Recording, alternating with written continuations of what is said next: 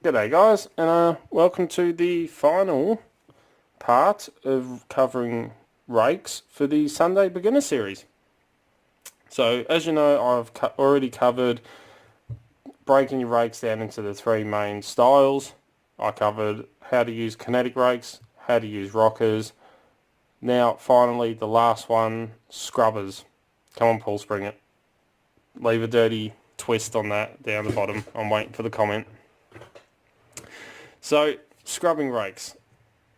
There are different styles and makes and thicknesses and sizes, but they all are used to scrub at the pins. So I've got a couple similar ones here and one that's completely different. So I've got a bow guitar, a Sparrow's proprietary pick known as the Sparrow's Worm. I have a double peak bow guitar and two versions of the snake rake or S rake. So I have a more traditional style snake rake here, and this is Sparrow's take on it, which they call the Best Buster. Now the snake rake is probably the most common rake, scrubbing rake that you will come across. It is in pretty much every single set that you can get of picks. There will be a snake rake in there. So when it comes to scrubbing rakes, there is no correct way of using them. There's a couple of correct points that you need to do to, get a successful open, but pretty much for a beginner, the best piece of advice, and just to let you know what these actually are, I'm not going to go make this overcomplicated. When it comes to scrubbing locks, it's all about playing statistics and playing the game of numbers. You want to play as many combinations of heights as you can and different height levels, all the variations that there can be in pins in the shortest amount of time possible. So, but there are three, main ways of doing this. So, I have the Sparrow's clear acrylic training lock here, just to show you these methods. And I'm going to put a tension wrench in there because I'm going to talk to you about the actual tensioning for raking these styles of locks. So, scrubbing the pins, what you're doing is you're actually moving the pick backwards and forwards and scrubbing at those key pins. And as you can see, when I do that, all the pins bounce up and down.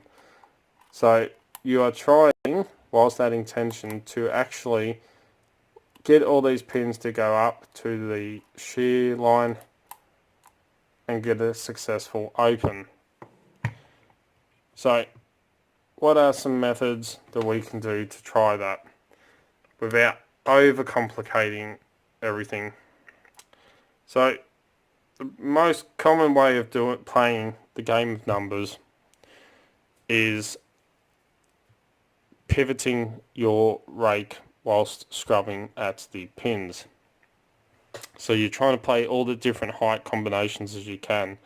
So as you're going backwards and forwards through your pins, you either push down on your handle to lift the front of the pick up to try and get some high set pins, or you lift up on the handle and try and get some high set pins at the front, push down for the back, up for the front, and all the different heights in between. Now, just like your kinetics raking or single pin picking, you need to find the correct tension for your lock. When it comes to locks such as this clear training lock that doesn't have any spring loaded shackles or anything like that, or a cylinder like this one which isn't spring loaded, or a oval lock such as this one, the lighter the tension, the better it is. So for me, for a lock such as this one, I'm not going to actually push down on my tensioner. I pretty much let my finger fall, and as soon as it touches, I'll just rest it. I'm not going to push down. I'm going to let that tensioner actually hold my finger up. I'm not pushing down on it, and you can barely see that tensioner move. As soon as my finger touches it, I'm just going to rest my finger on there. Let my fingers go limp. Just let it sit there. That is as much tension as I need to get a rake this lock open. If I was to actually put too much pressure on, as soon as I try and put my rake in, I am stuck. As you can see, I cannot push that pin out the way. Again, I'm just going to rest my finger on there. I'm not actually putting any pressure, I'm just letting my finger sit down onto that tensioner. If I put that in, pull it out, if I let go, you can hear the pins drop. And there's no movement pretty much in that tensioner at all. It all comes down to tensioning. Every single style of picking that you do, whether it be raking or single pin picking, tensioning is the key, and that's why it was one of the first things that I actually covered. How to find the correct tension for the lock. So the rocking, angle method. So again, with your tension, as you're going backwards and forwards, as I said, I'm either going to push down on the handle to lift those pins at the back and come forwards, or I'm going to lift up on the handle and try and set the ones at the front. So in the process, or whilst doing it, this is what it will actually look like. So I'm going backwards and forwards like this. Now I'm going to lift up on the pick so I can try and set some highs at the front, or I'm going to push down on the back. Now you can try this in all different combinations. So as you can see, I'm going backwards and forwards, and I'm trying all the different combinations that I can.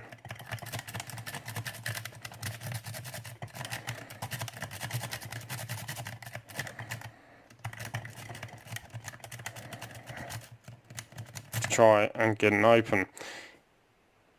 I can see that I've overset pin 2. If you overset, or if you aren't getting an open straight away, let go, give your lock another recock, and try again. Try all those different combinations. The second method, to try multiple different combinations in the shortest time possible, and another easy one for beginners. So you've got, pivoting your pick. The other one I call SNR, which is scrubbing and rocking. So like I showed you with the L rake or the city rake, the rocking method or the rocking style pick, I'm actually going to use that whilst I'm scrubbing. So to actually show you how this would work, so whilst I'm scrubbing backwards and forwards, I'm not adding any angles to it, just backwards and forwards, I'm going to stop at random intervals and just lift up or rock the pick. Now I'm not going to put a heap of pressure on the pick, I'm just going to rock it up and then rake backwards and forwards, stop and rock it up, backwards and forwards, stop, rock it up and down. Now sometimes if you do overset this, if you overset a pin when you're rocking, sometimes a little bit of scrubbing is enough to let the pin fall back down. So that's another method of actually an easy one for beginners to do.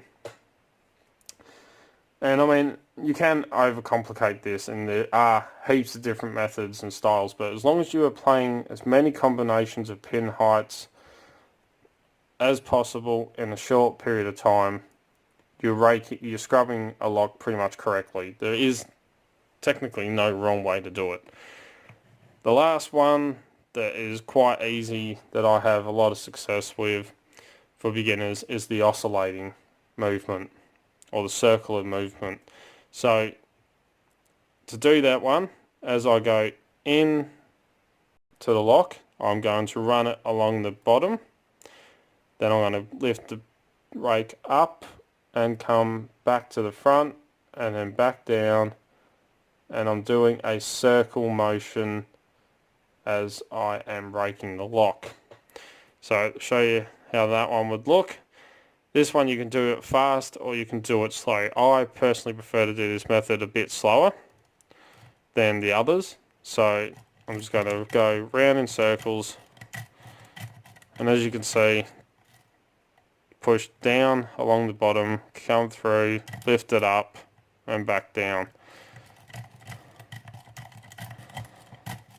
to try and set those pins to the shear line. But again, it doesn't matter. As long as you're trying to do different combinations, you could come up with your own different styles or methods.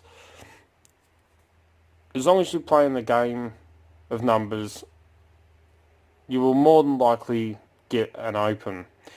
If your tension's correct, you'll more than likely get an open. There is one main thing that will slow down the success rate of, or pretty much limits your chances of a successful open, and that is security pins.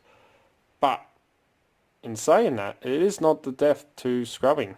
Scrubbing is great for challenge locks. If you want to build up, to start off with, try and get a fault set. And I've even seen challenge locks, I've even raked a challenge lock open, just trying to get a fault set. But security pins will, they do have a chance to lower your success rate. When it comes to spool pins though, this is a great method to build up a fault set, scrubbing. So, wrong way. So if you've got a lock such as this Master Lock 140, which we know contains spool pins,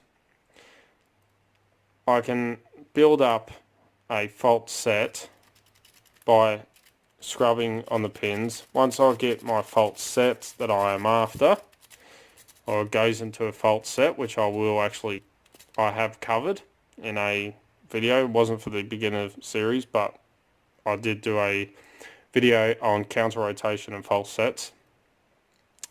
Once you get the fault set by scrubbing, you can then go through and single pin pick the rest of it to an open. It does make it a bit quicker than trying to single pin pick the whole lock. So it is a good method for that.